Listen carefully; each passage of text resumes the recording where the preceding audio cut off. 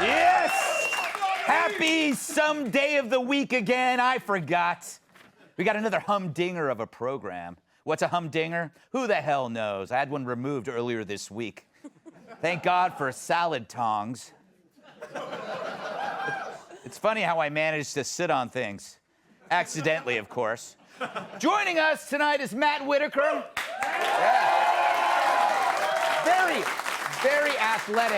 Very athletic man. He just got off a grueling workout.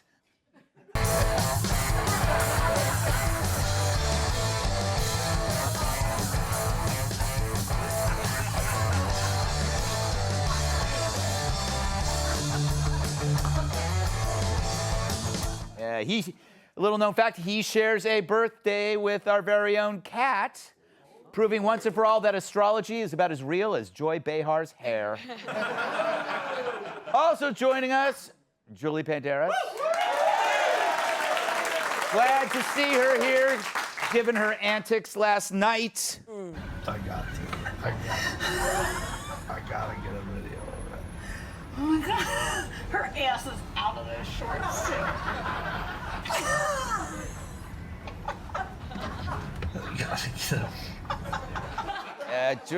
Julie is something else. She'll drink all your rosé, as well as your Rose B and your Rose C. Speaking of a jumble of chaos and confusion, how about Jen Psaki? In an effort to play the race and the gender card, she ended up throwing her administration under the bigoted bus. Following a CNN report on the dysfunction in the vice president's office, Psaki told Politico, it all comes down to, you guessed it, sexism and racism. There's no question. She is the first African-American woman of color, Indian American woman to serve in this job. Woman, I mean, so many firsts, right? It's a lot to have on your shoulders. She is somebody who, at a much higher level than the rest of us, but who wants to be seen as the talented, experienced, expert, substantive policy person, partner to the president that she is. But I do think there has been some attacks that are beyond because of her identity. So to quote the TSA agent who works the X-ray machine and spotted those objects in the shape of a summer squash and a melon ball scooper over the weekend, let's unpack this. It's a long way for a butt joke. CNN had reported this growing infighting as an exclusive story, meaning it came from the White House. Now, maybe CNN could have just made it up, like the Russian collusion crap, but this story had too many integral facts coming from too many sources. Fact is, if the White House wants a story out there, all it has to do is pick up Biden's Sports Illustrated football phone, and it's on CNN faster than Stelter's pudgy fingers on a powdered donut. So, I'll take it. So when Psaki claims that some attacks on Harris are based on her identity, she's actually referring to the very criticism that came from the White House, meaning Joe and his staff are having a problem with women of color. They're the white supremacists, huh? How does that feel, Joe? Turnabout is fair play after your Rittenhouse smear. Remember, Joe went to a funeral for a grand cyclops, which is not a person with a zit in the middle of their forehead. It's the title of a higher-up in the KKK, as in Democrat Robert Byrd. He probably didn't even check his watch during that funeral. Joe also made fun of Indians before, observing that they only work in 7-Elevens. Remember that? So Jen has to be talking about Joe. But it's hard to tell since Jen unloads more crap than Joe Biden after 3 bowls of All-Bran. I know. That's another poop reference. Was that too much, Phyllis? Greg made a couple of more poop jokes tonight. Is it too far? No, it's not. I love his poop jokes. When he tells them, they are so great. I love them.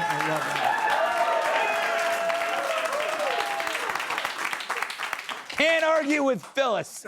She's a national treasure.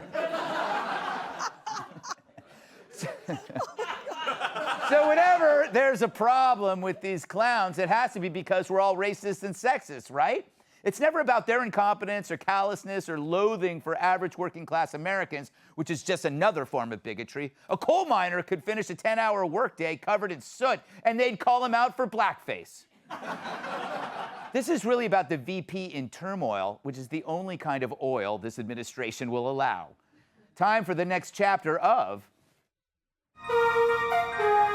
In Search of Kamala Harris. With your host, Sarah Jessica Parker.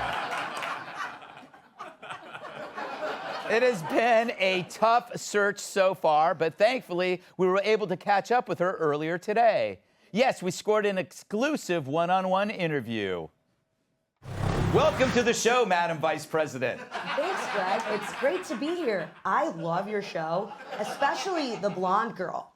Although she could use a sandwich, preferably a toasted one, made with toast, using a toaster. I have to say, you do look like a toaster. I am a toaster, you. What did you expect? To have a human actually impersonate her? Because if they did impersonate her, they'd be called a racist and a sexist. Nobody wants to play Kamala because they're scared of being canceled, so it's just better to have a toaster play her. You can't cancel a toaster. The only problem is, unlike Kamala, toasters actually do their job. You know, I gotta ask you to watch the language. This is, after all, a family show. Okay, Mr. Obsessed with Poop. Oh, here comes the poop joke. Ha ha ha ha. Poop, poop, poop. Can you just stop for 1 minute? And what's with the nonstop drug jokes about Kat? She is a wholesome, loving, healthy person with a strong moral character. You, though, are a flaming. That voice sounds really familiar. All right, let's just get down to this. What do you think of Jen Psaki saying that it's all sexism and racism behind the criticism that's being directed at you, Miss Harris? Do I know? I'm a toaster. Go ask a microwave. Well, thanks for joining us. So,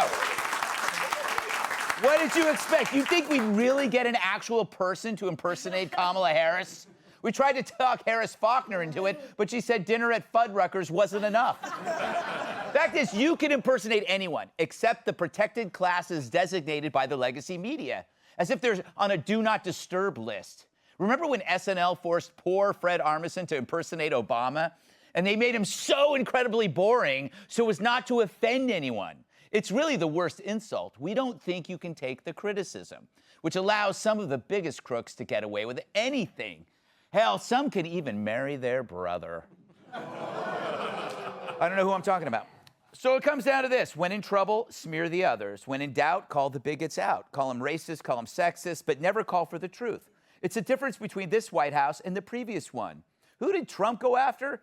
The media, China, the NBA, the NFL, Democrats and Republicans, celebrities. He punched up, not down. He didn't single out citizens or voters. Here, the White House sees you, the individual, as the problem, and they see group identity as its protection. It's a racket. They're the victims, even when they're in power and you're not. Let's welcome tonight's guest. In college, he caught passes. Now he knocks lids on their asses. Former acting attorney general Matt Whitaker. She's more buzzed than a bee shaving with an electric razor. Fox News anchor Julie Banderas. He has crowds lined up at the box office asking about the refund policy. Writer and comedian Joe DeVito. And finally, her teachers encourage her to run with scissors. Fox News contributor Kat Tiff. You know, Julie, I used to think you were the biggest hot female mess I ever met. But actually, Kamala Harris is more of a mess than you are. I actually really can relate to this story because I, too, lead a life entrenched in dysfunction. Yes. And lack of focus. But honestly, I think it's a lame card to play when you play the race card here. Yeah. I have said, and I've maintained this from the very beginning, I believe Joe Biden picked her so that he would be the first president to put a woman in the vice president position, correct? Right. But I think as far as her ability to do the job, I mean, being a woman should be an advantage to her because unlike men, we can multitask. So that would mean that there is absolutely no excuse for her sucking at her job. That was a jab at men. Well, it's truth. We don't have to multitask. I am all based on facts. I get it. You got to cook, you got to clean, you got to wash. I do none of the A above. sexist would say that, Yep. but I'm not saying that. Right. I do none of the above for the record. My husband does all of that, so. Maybe that's why you're a mess. Or why I wear the pants, whichever. Literally. Which aren't very clean at this point. No, they're not. No, they're not. Matt, welcome to the show. I always enjoy being on here. Thank you. Do you think they're actually defending her?